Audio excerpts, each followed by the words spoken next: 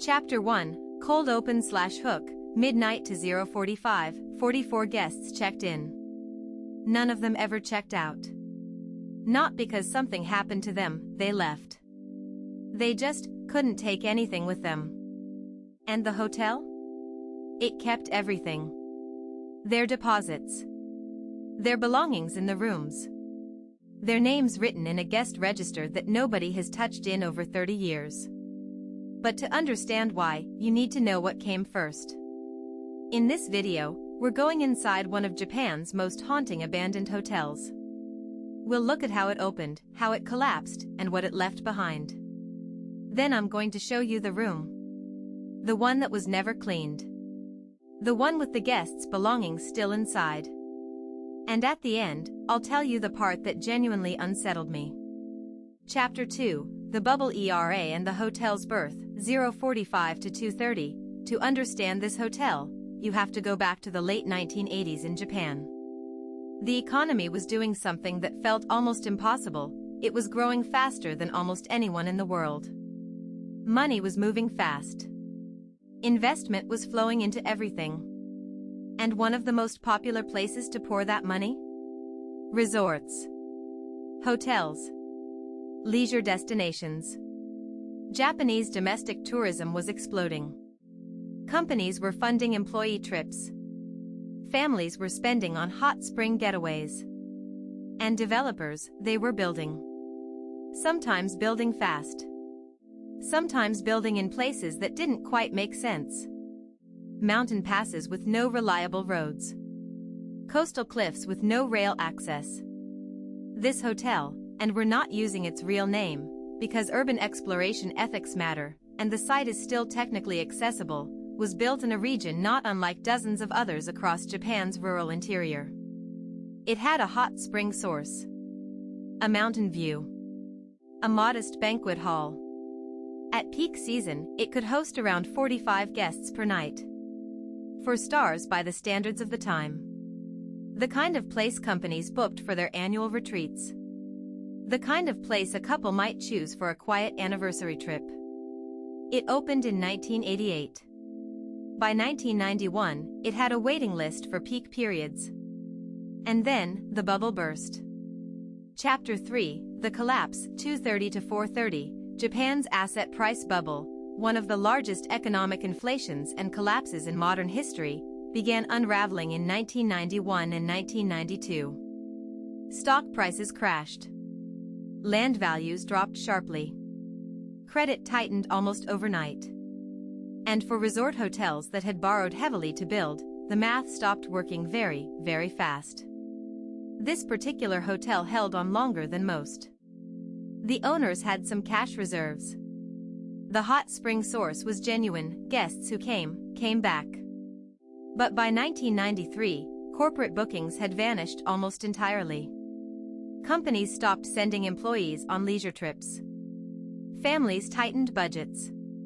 The waiting list disappeared. By 1995, they were running at under 30% capacity through peak season. The hot spring maintenance alone was becoming unsustainable. And here's the detail that I keep coming back to. In the final months of operation, guests were still checking in. The hotel hadn't announced it was closing. It was still taking reservations, still accepting deposits. 51 reservations were recorded in the final booking ledger. 7 of those never arrived. Perhaps they'd heard something, perhaps they had other plans. 44 guests checked in during that final operating period. And when those guests woke up the next morning, or finished their stay and came to settle their bills, something had changed. The staff was gone. Not all of them, some were as confused as the guests. But the management, the owners, gone. No announcement.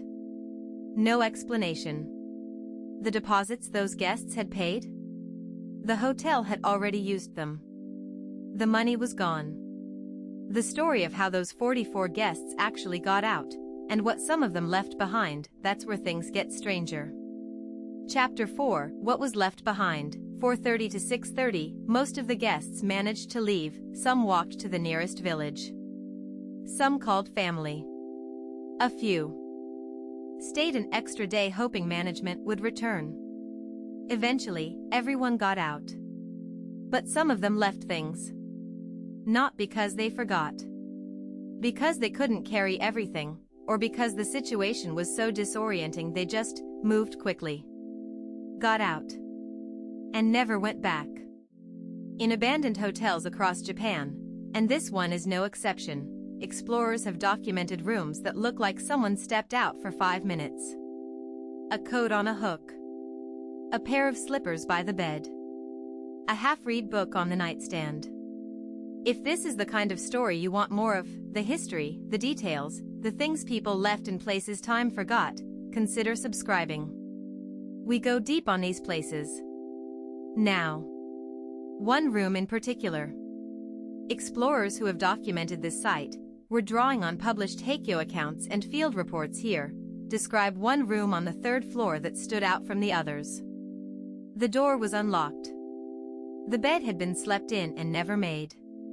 On the table near the window, a small wrapped gift box. Ribbons still tied. Label still on it. It had never been opened. Whoever stayed in that room had brought something for someone. A trip with a purpose. And they left in such a hurry, or such confusion, that they left it behind. That box is, as far as anyone knows, still there. And what they found in the kitchen, that's even stranger. Chapter 5, The Kitchen and the Records, 6:30 to 8:30, the kitchen was prepped. That's the word explorers use when they document it. Prepped. Not mid-preparation, fully prepped. As though a breakfast service was about to begin. Bowls laid out. Rice cookers in position. A portion of condiment jars organized and ready on the pass. Someone had come in early that morning, the morning everything ended, and set up for breakfast service as normal. Then, something happened. A phone call. A meeting. Word spread through the building. And nobody ever came back to serve that breakfast. This is the part, and I want to be honest about this, that I find genuinely difficult to sit with. Because this wasn't a disaster. Nobody died here. There was no fire, no flood, no tragedy in that sense. This was just the end of something. A business that couldn't continue.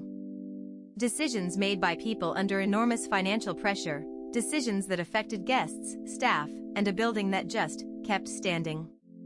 In the back office, adjacent to the kitchen, explorers have documented a full set of financial records.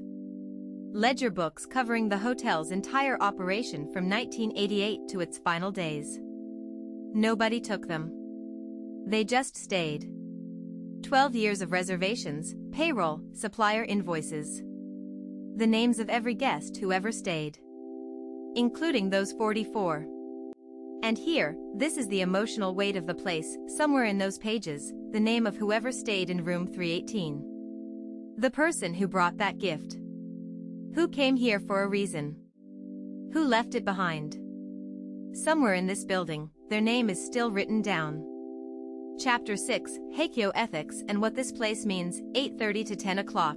Now, before we go further, a word about how we approach these places. Haikyo, the Japanese term for urban exploration of ruined and abandoned places, has a code. You document. You don't take. You don't destroy what's still standing. That gift box is still in that room because every serious explorer who has passed through understood it isn't theirs. It belongs to the story of the place. Taking it would end the story. This is something that matters in how we talk about these spaces. Japan has hundreds of these sites.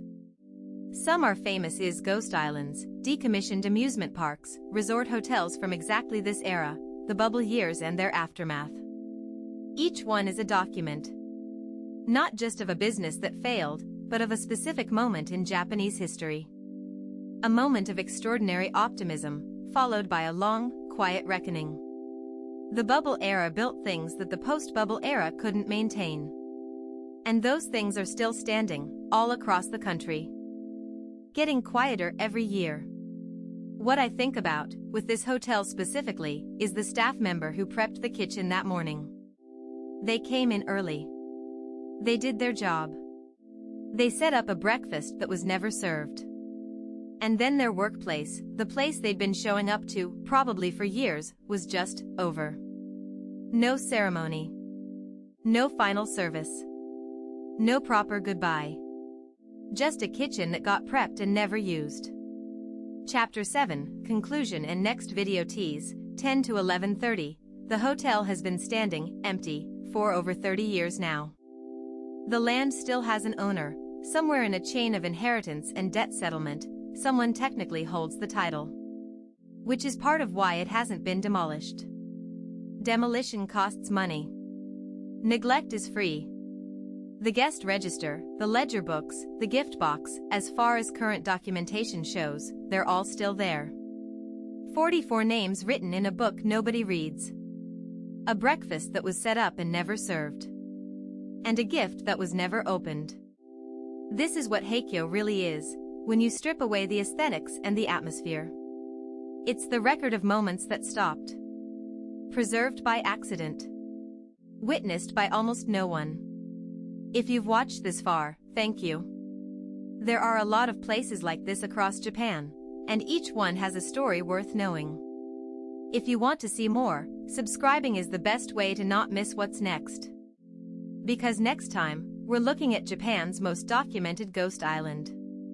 The one that housed 5,000 people at its peak, and now houses exactly none. The island that was a city. The city that became a ruin. And the residents who were never quite allowed to forget it. That story is coming.